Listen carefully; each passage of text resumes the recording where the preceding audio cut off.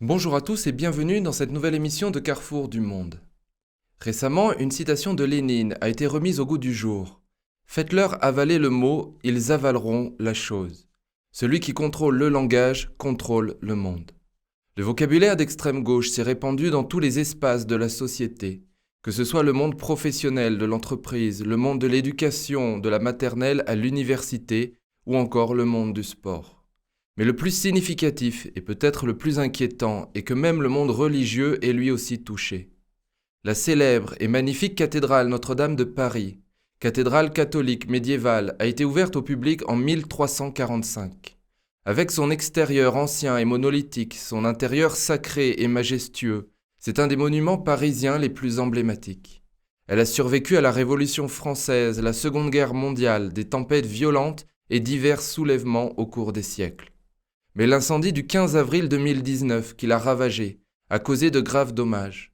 L'effondrement de la flèche principale, la destruction d'une grande partie du toit, de graves dommages aux murs supérieurs, sans parler des dommages dus à l'eau et aux fumées. Au fur et à mesure que les travaux de restauration progressent, des options pour la restauration de ce bâtiment ont fait surface. Selon le Mail, le site internet du quotidien britannique Daily Mail, le plan de restauration final supprimera les confessionnaux, les autels et les sculptures classiques les plus distinctifs sur le plan religieux et les remplacera par des peintures murales d'art modernes et élégantes. L'objectif sera de créer des espaces émotionnels avec des effets sonores et lumineux pour les visiteurs à travers 14 chapelles, la dernière chapelle étant consacrée au changement climatique et à l'environnement. Ainsi, la cathédrale Notre-Dame de Paris révisée ressemblera plus à un Disneyland qu'à la cathédrale catholique médiévale d'origine.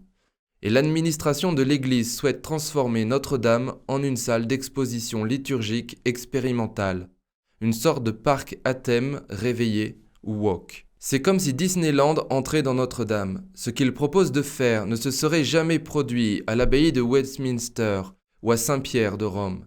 C'est une sorte de parc à thème très enfantin et trivial, étant donné la grandeur du lieu. Ces mots ont été confiés au Télégraphe par Maurice Culot, architecte basé à Paris, qui a eu accès au plan de rénovation dans un article publié vendredi 26 novembre. Il s'agit d'une grave profanation de la religion et de la tradition, une grave destruction de ce bâtiment profondément historique et une expression insensée du soi-disant politiquement correct des forces d'extrême gauche. Le Conseil national du patrimoine français est l'organe directeur de Notre-Dame de Paris. Selon le Daily Mail, le sort définitif de Notre-Dame de Paris dépendra de la réunion du Comité national du patrimoine français le 9 décembre. Cependant, à en juger par le fait que le rapport révèle tant de détails du plan de rénovation, il semble que ce plan soit déjà établi. Sur le plan économique, les grandes faillites s'enchaînent en Chine alors que la croissance ralentit fortement. La question est quelles seraient pour la France les conséquences d'un ralentissement économique important et durable pour l'Empire du Milieu. La bonne nouvelle est que d'après plusieurs études et projections, la France serait l'un des pays les moins impactés par ce scénario, voire même sur certains secteurs en profiterait. La croissance de la Chine est condamnée à faiblir, avec le vieillissement de sa population, l'épuisement des effets de rattrapage de compétitivité, l'emballement de la dette, la difficulté et le coût de la transition énergétique. Sans oublier l'intervention croissante de l'État dans le fonctionnement des entreprises privées, dans le cadre d'une nouvelle révolution culturelle. Selon la nouvelle projection faite par le Conference Board, la croissance chinoise pourrait tomber à 3,6% pour la décennie 2022-2031, soit la moitié environ du taux de croissance annuel moyen des années 2010.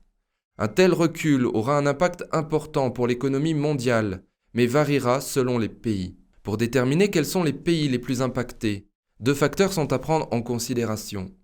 Le poids et la sensibilité de leurs exportations vers la Chine et donc leur exposition directe à la croissance chinoise.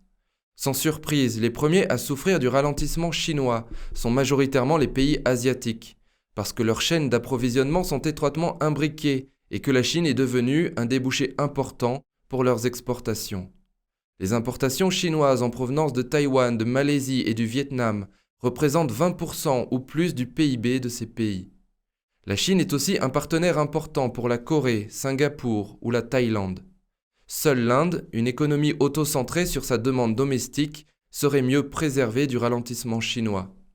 En élargissant l'analyse à l'Australie et la Nouvelle-Zélande, c'est bien la quasi-totalité de la zone Asie-Pacifique pour qui les conséquences seront importantes. Un deuxième ensemble de pays se détache avec ce trait commun. Ce sont tous de grands exportateurs de matières premières, dont la Chine est bien souvent le premier consommateur mondial. Ils se trouvent majoritairement sur le continent africain, au Moyen-Orient, avec les principaux pays pétroliers, mais aussi en Afrique subsaharienne, l'Angola, l'Afrique du Sud notamment. L'omniprésence de la Chine se retrouve aussi en Amérique du Sud, plus particulièrement au Chili, au Pérou et au Brésil, mais moins en Argentine. Si la croissance chinoise diminue, sa consommation en matières premières diminuera également, ce qui menace ces pays producteurs, mais reste une aubaine pour les pays comme la France qui sont en concurrence avec la Chine pour se fournir sur ces secteurs. Finalement, c'est l'Allemagne et le nord de l'Europe qui sont les plus exposés. L'Allemagne pour ses exportations de voitures, mais aussi de machines-outils pour l'industrie.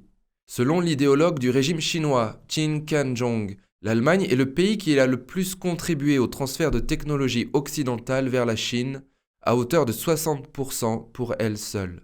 Le retour de bâton risque d'être sévère pour l'Allemagne. Car ce sont finalement les pays d'Europe du Sud, la France, l'Italie ou encore l'Espagne, ainsi que les États-Unis qui sont les moins exposés. En ce qui concerne la sensibilité des exportations de ces pays à la croissance chinoise, le classement établi par Natixis sur 27 pays montre une dichotomie assez nette entre d'un côté les pays de la zone Asie-Pacifique et les pays producteurs de matières premières, pétrole y compris, et les pays avancés de l'autre, le Vietnam faisant figure d'exception, ce qui consolide la hiérarchie déjà établie en fonction du poids des exportations vers la Chine. La France, contrairement à l'Allemagne, n'est donc pas en première ligne face au ralentissement économique chinois. Aux États-Unis, les sénateurs Chuck Grassley et Ron Johnson ont publié plus de preuves ce mois-ci, montrant les liens financiers et juridiques directs entre Hunter Biden, le fils du président Joe Biden, avec des hommes d'affaires associés au régime chinois. Dans son discours de lundi, il a demandé aux démocrates du Congrès d'enquêter sur les liens entre le régime communiste et la famille Biden. Le rapport Biden des deux sénateurs, publié l'année dernière, montrait en détail les transactions financières douteuses entre Hunter Biden et ses associés et des étrangers, dont l'épouse de l'ancien maire de Moscou et des personnes ayant des liens avec le Parti communiste chinois. Grassley a déclaré que son rapport avait rencontré des attaques injustifiées de la part de politiciens démocrates. Ils ont qualifié le rapport de propagande russe, tandis que des médias comme Slate, CBS et le Washington Post ont cherché à le discréditer. Grassley a déclaré aux démocrates du Congrès « Vous êtes maintenant le président du comité compétent sur ces questions, et je vous mets au défi de déployer le même effort et la même énergie pour exposer les liens étroits entre le régime communiste chinois et les membres de la famille Biden que vous en avez mis dans l'enquête sur la Russie. Le variant Omicron, découvert pour la première fois en Afrique du Sud, a provoqué une peur mondiale. Le Royaume-Uni, la Corée du Sud et divers pays européens ont institué des restrictions de voyage en Afrique du Sud et dans plusieurs autres pays africains. Israël a annoncé un embargo de 14 jours sur le pays, interdisant aux non-ressortissants d'entrer et de sortir du pays. L'administration Biden a commencé lundi à restreindre les voyages en provenance de 8 pays africains. Pourtant, le docteur Angelique Coetzee, du comité consultatif sud-africain sur les vaccins, a déclaré que les symptômes de ce nouveau variant étaient inhabituels mais légers. Les patients infectés par ce variant comprennent des jeunes d'origine et d'ethnie différentes, avec une fatigue intense et un enfant de 6 ans avec un pouls très élevé, mais aucun n'a perdu son sens du goût ou de l'odorat. Elle a déclaré qu'un total de 2 douzaines de ces patients ont été testés positifs et présentaient des symptômes du nouveau variant. Environ la moitié d'entre eux étaient des hommes non vaccinés, pour la plupart en bonne santé, et présentaient des symptômes de grande fatigue. Un nombre important de ces patients, y compris son patient de 6 ans, était beaucoup mieux après quelques jours. Comme c'est le cas pour tous les autres variants, le docteur Coetzee a exprimé sa préoccupation pour les personnes âgées et celles qui ont des facteurs de comorbidité. Le docteur Coetzee a été la première à découvrir ce variant et le 18 novembre, elle a informé le comité consultatif des vaccins du pays lorsque les 4 membres de la même famille ont été testés positifs avec un échec complet du vaccin. Contrairement à la perception de la plupart des scientifiques, un immunologiste israélien pense que le variant Omicron, qui a déclenché une panique mondiale, pourrait en fait annoncer la fin de la pandémie mondiale de Covid-19. Zvika Granot, de l'Université hébraïque de Jérusalem, a déclaré dans une interview mardi qu'à son avis, ce nouveau variant est peut-être la lumière au bout du tunnel. Les informations disponibles jusqu'à présent suggèrent qu'il s'agit d'un variant très contagieux, mais peut-être beaucoup moins agressif. Selon Granot, les pandémies ne se terminent généralement pas avec l'apparition d'un vaccin. Au lieu de cela, l'immunité collective est souvent obtenue lorsque le virus finit par muter pour être hautement transmissible, mais beaucoup moins agressif. Il a poursuivi en disant que cela signifie que de nombreuses personnes seront infectées, mais qu'elles ne développeront pas de symptômes graves. Finalement, l'immunité collective serait atteinte, puis le coronavirus disparaîtrait progressivement. De nouvelles craintes ont été exprimées lorsque le directeur général de Moderna a laissé entendre que le vaccin actuel pourrait ne pas fonctionner contre ce nouveau variant. Granot a noté que des recherches supplémentaires sont nécessaires sur le variant, car on ne sait peu de choses sur ses propriétés.